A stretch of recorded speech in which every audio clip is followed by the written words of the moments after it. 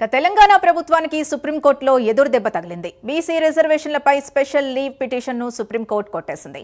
పాత రిజర్వేషన్లతో ఎన్నికలకు వెళ్లొచ్చని ధర్మాసనం స్పష్టం చేసింది. ఇక అంశాన్ని హైకోర్టులోనే తేల్చుకొని రావాలని సుప్రీంకోర్టు స్పష్టం చేసింది.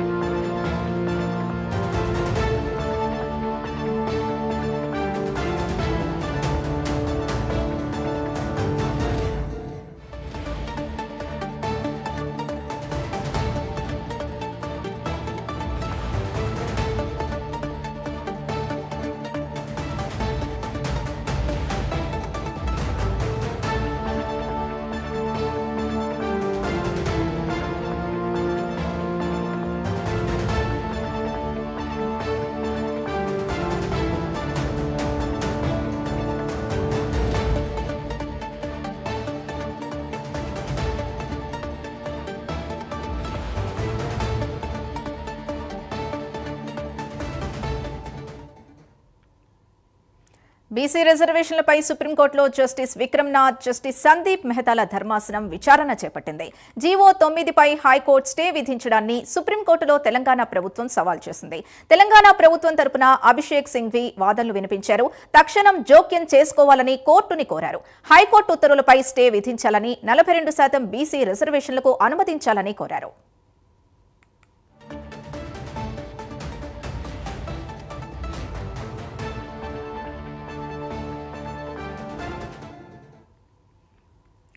రిజర్వేషన్లు 50% మించొద్దనే అభిప్రాయం సరికాదన్నారు సింఘ్వి. ఇందిరా సహానీ కేసులోనూ 50% పరిమితి దాటొచ్చని ఉందన్నారు.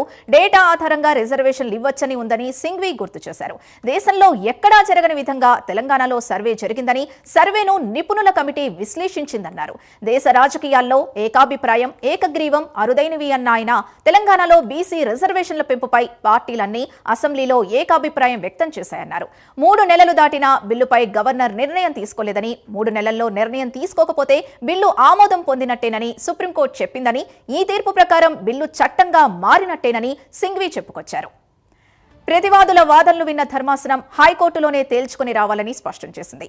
50% రిజర్వేషన్లతోనే ఎన్నికలకు వెళ్లాలని సూచించింది. ఇదే అంశానికి సంబంధించి పూర్తి డీటెయిల్స్ మా కరెస్పాండెంట్ నాగేంద్ర అందిస్తారు. నాగేంద్ర. Thank you Sindhu. తెలంగాణ ప్రభుత్వానికి వరుసగా ఒకవైపు హైకోర్టు, మరొకవైపు సుప్రీంకోర్టు రెండు కూడా వరుసగా సాకులిస్తూనే ఉన్నాయి.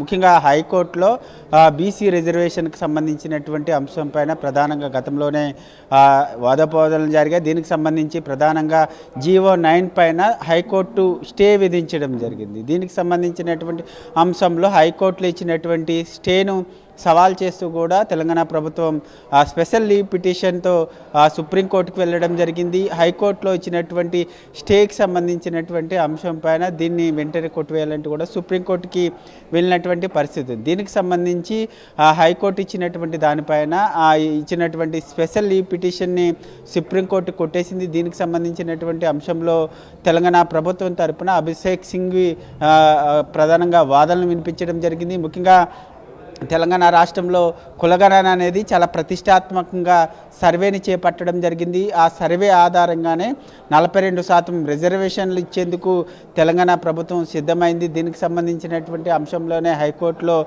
జీవో 9 పైన హైకోర్టు స్టే విధించడం జరిగింది. దీన్ని కొట్టివేసే విధంగా ఉత్తర్వులు జారీ చేయాలంటూ కూడా ముఖ్యంగా సుప్రీంకోర్టులో అభిషేక్ సింఘ్వి వాదనలు వినిపించడం జరిగింది. ఇందిరా సహానీ కేసుకు సంబంధించినటువంటి అంశంలో 50% రిజర్వేషన్ని పరిమితి దాటొచ్చు అనేటటువంటి అంశాన్ని కూడా ఈ సందర్భంగా ఆయన తెలియజేయడం జరిగింది. ముఖ్యంగా తెలంగాణ రాష్ట్రంలో ఇచ్చినటువంటి 42% రిజర్వేషన్కి సంబంధించినటువంటి అంశంలో అసెంబ్లీలో అన్ని రాజకీయ పార్టీలు, ప్రధాన రాజకీయ పార్టీలన్నీ కూడా మద్దతు ఇచ్చాయి. దానికి 42% రిజర్వేషన్ని బీసీలకి అమలు చేయాలని రాజకీయ పార్టీలన్నీ కూడా చెప్పాయి అనేటటువంటి అంశాన్ని కూడా ప్రస్తావించడం జరిగింది. దీంతోపాటు మరొకవైపు గవర్నర్ దగ్గర ఈ 42%కి సంబంధించినటువంటి రిజర్వేషన్ బిల్లు ఇచ్చి 3 నెలలు దాటింది. ఇప్పటివరకు దానిపైన ఎటువంటి స్పష్టత రాలేదు. గవర్నర్ దగ్గర 3 నెలలు దాటి కాలపరిమితి దాటితే అది చట్టంగా మారుతుంది అనేటటువంటి అంశాన్ని కూడా సుప్రీంకోర్టులో సింఘ్వి వాదనలు వినిపించినటువంటి పరిస్థితి ఉంది. దీనికి సంబంధించి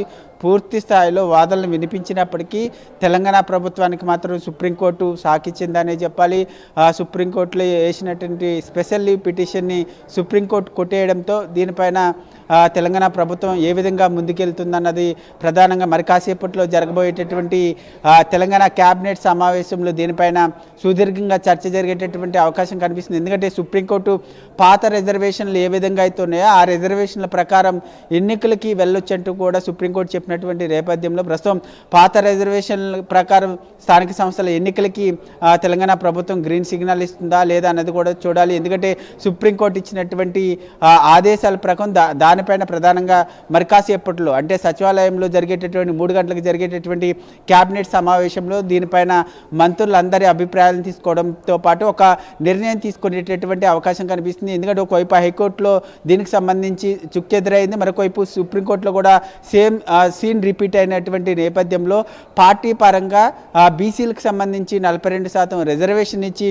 స్థానిక సంస్థల ఎన్నికలకు వెళ్ళాలా లేదా ఎట్టి పరిస్థితుల్లో కూడా ప్రభుత్వం 42% రిజర్వేషన్ సాధించిన తర్వాతే ఎన్నికలకు వెళ్ళాలన్న దానిపైన ఈ క్యాబినెట్ సమావేశం ముగిసిన తర్వాత ఒక క్లారిటీ వచ్చేటటువంటి అవకాశం కూడా కనిపిస్తుందని చెప్పాలి.